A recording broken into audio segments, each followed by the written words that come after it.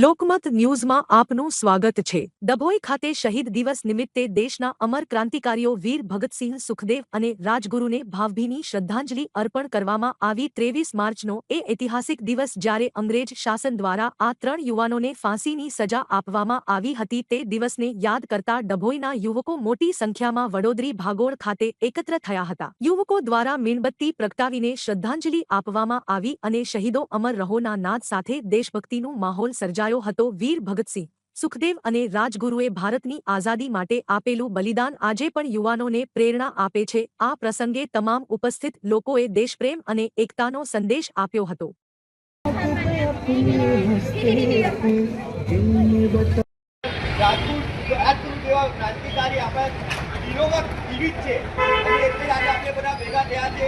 તો આજે 95 વર્ષ પૂર્ણ થયા છે એના ધ્યાનમાં રાખીને 95 વંદે આપણે ધીમે ધીમે વારા પરથી આવીને પુષ્પાંજલિ વિરાંજલિ આપણા વીર સપૂતને અર્પણ કરીશું।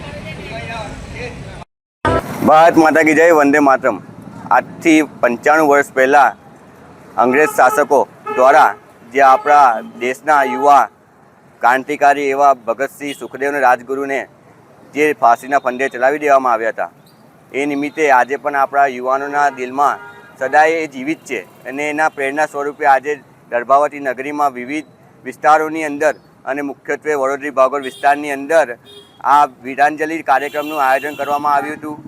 તેમાં વિવિધ વિસ્તારોમાંથી યુવા લોકો અહીંયા ઉપસ્થિત રહ્યા હતા અને દેશ પ્રત્યેની લાગણી, દેશ પ્રત્યેનો પ્રેમ એમના દ્વારા જાગરણ કરવામાં આવ્યો હતો। ભારત માતા કી જય।